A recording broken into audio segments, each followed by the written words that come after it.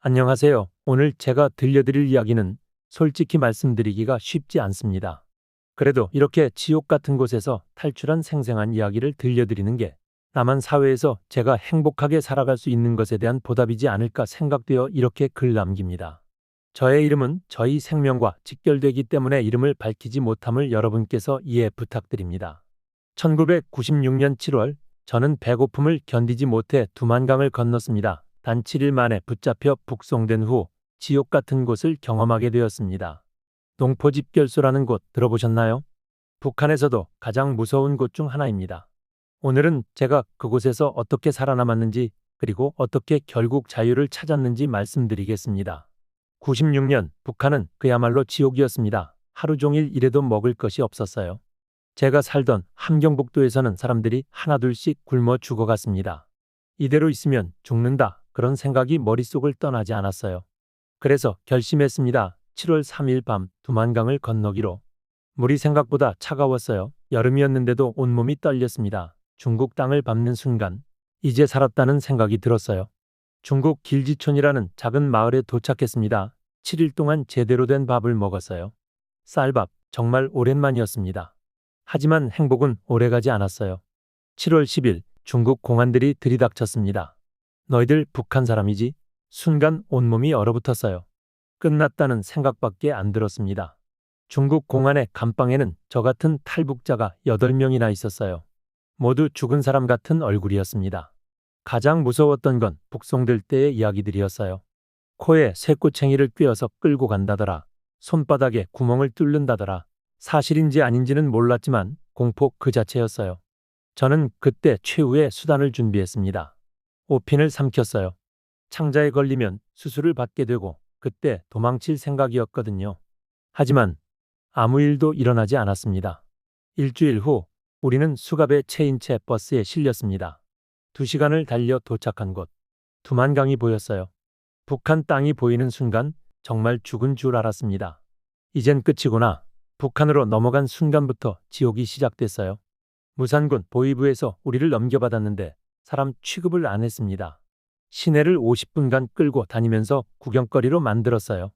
조국 배반자들을 똑똑히 보라. 그 순간의 수치심은 지금도 잊을 수 없습니다.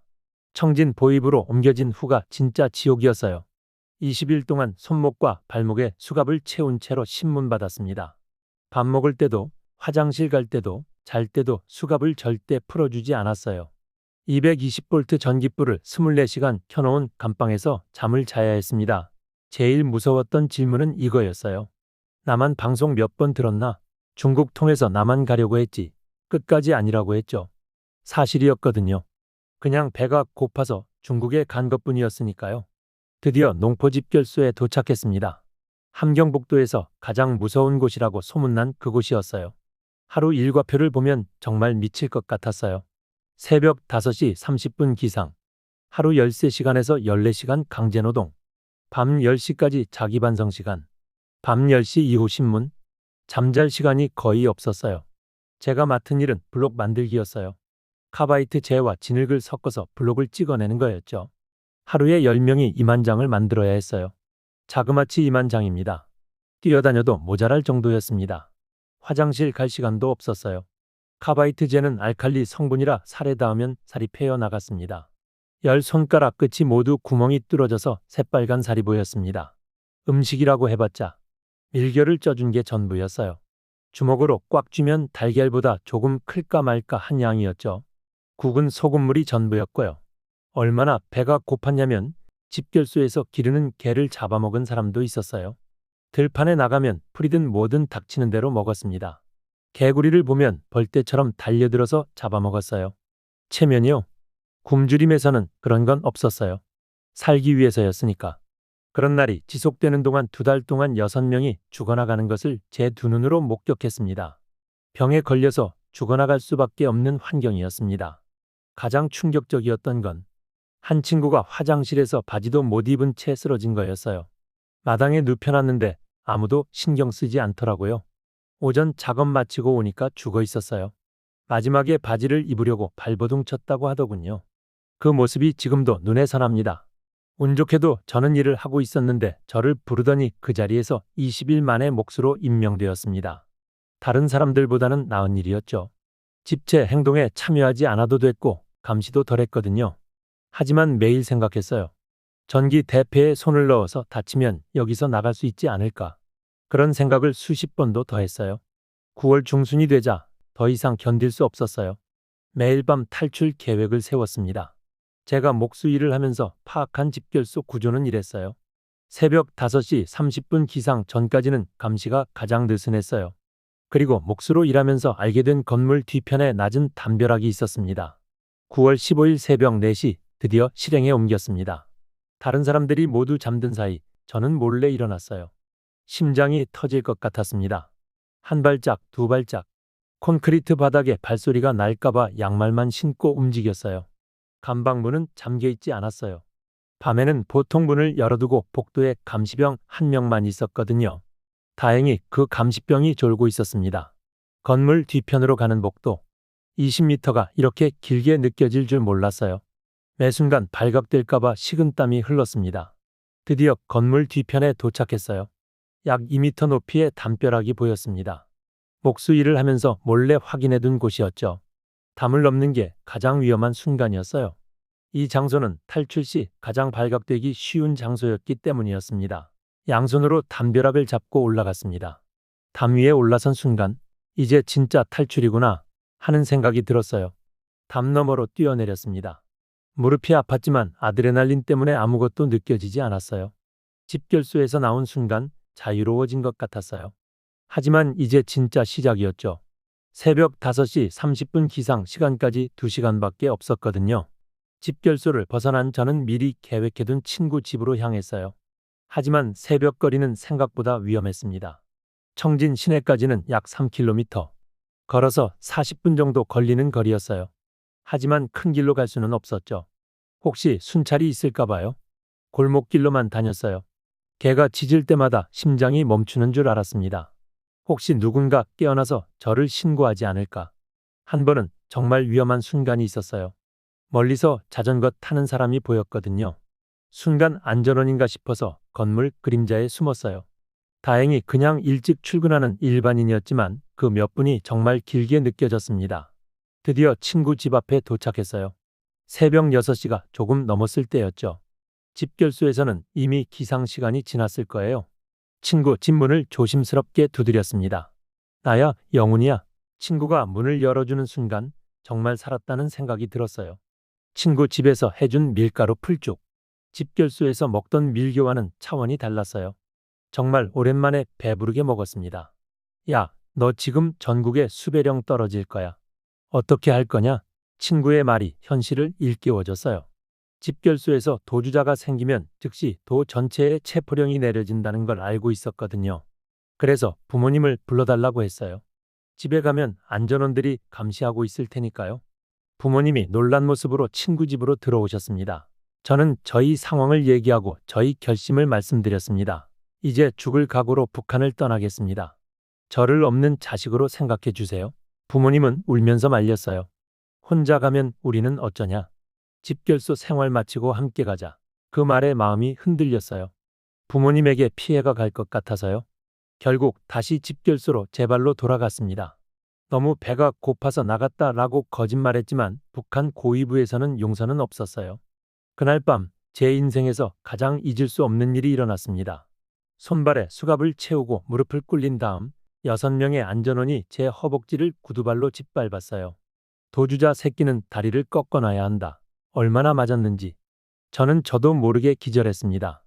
깨어보니 감방 바닥에 누워 있었습니다. 그 후로 왼쪽 허벅지 감각을 잃었어요. 꼬집어도 전혀 느껴지지 않았습니다. 목수 자리에서 쫓겨나고 노동 강도가 2배로 늘었어요. 다리가 너무 힘들어서 유리 조각으로 발등을 찢었습니다. 피가 나고 부어올랐지만 별 효과는 없었어요. 그냥 걷기 불편할 뿐이었죠. 55일 만에 저는 완전히 폐인이 되었어요. 영양실조로 계단도 오르내릴 수 없었죠. 엉덩이 살이 다 빠져서 콘크리트 바닥에 앉을 수도 없었어요. 그제야 집결소에서 내보내줬습니다. 하지만 예전에 제 모습은 완전히 사라져 있었어요. 영양실조 회복에만 1년이 걸렸어요. 지금은 예전 체력을 회복했지만 턱관절에 골수염이 생겨서 얼굴이 완전히 달라졌어요. 하지만 포기하지 않았습니다. 1997년 5월 8일 밤 마지막 탈출을 시작했습니다. 첫 번째 탈출과 달리 이번에는 철저히 준비했어요. 중국 돈을 미리 구해놨고 브로커 연락처도 확보했습니다. 그리고 무엇보다 돌아오지 않겠다는 각오가 달랐어요. 부모님께는 미안했지만 이번에는 말씀드리지 않았어요. 다시 말리실 게 뻔했거든요. 두만강에 도착했을 때 3년 전 기억이 떠올랐어요. 그때는 단순히 배고파서 건넜다면 이번에는 자유를 위해서였죠. 물에 들어가는 순간 온몸이 떨렸어요. 하지만 이번에는 공포가 아니라 설렘이었습니다. 이번에는 반드시 성공한다. 중국에 도착한 후 3년 동안은 정말 많은 일이 있었어요. 처음에는 농장에서 일했어요. 하루 종일 일해도 집결소보다는 천국이었죠. 제대로 된 밥을 먹을 수 있었거든요. 하지만 항상 공안들에게 붙잡힐 위험이 있었어요. 신분증이 없으니까 언제든 북송될 수 있었죠. 2년째 되던 해 한국행을 도와주는 사람들을 만났어요. 한국에 가면 진짜 자유롭게 살 수 있다고 믿기 어려웠어요. 하지만 그때까지의 경험으로 알았어요. 중국에서도 완전히 안전하지는 않다는 걸. 중국에서 동남아시아를 거쳐 한국까지. 그 여정은 또 다른 모험이었어요. 가짜 여권, 브로커들, 국경 검문소. 매 순간이 발각될 위험의 연속이었죠. 태국 국경에서 한국 영사관에 도착했을 때 저는 북한에서 온 난민입니다. 그 말을 하는 순간 정말 자유를 찾았다는 생각이 들었어요. 2000년 3월 김포공항에 도착했습니다. 한국 땅을 밟는 순간 눈물이 났어요. 4년 전 두만강을 건널 때는 단순히 배고파서였는데 이제는 진짜 자유를 찾았구나 하는 생각이 들었습니다. 하나원에서 3개월간 적응 교육을 받으면서 생각했어요. 농포집결소에서 죽을 뻔했던 내가 여기까지 왔구나. 그곳에서 함께 고생했던 사람들이 생각났어요. 지금도 그 지옥 같은 곳에서 고생하고 있을 사람들. 지금 저는 남한에서 새로 태어난 기분으로 살고 있습니다. 제일 낮은 곳에서부터 다시 시작했어요. 공장에서 일하고 야간 고등학교를 다니고 대학도 갔습니다.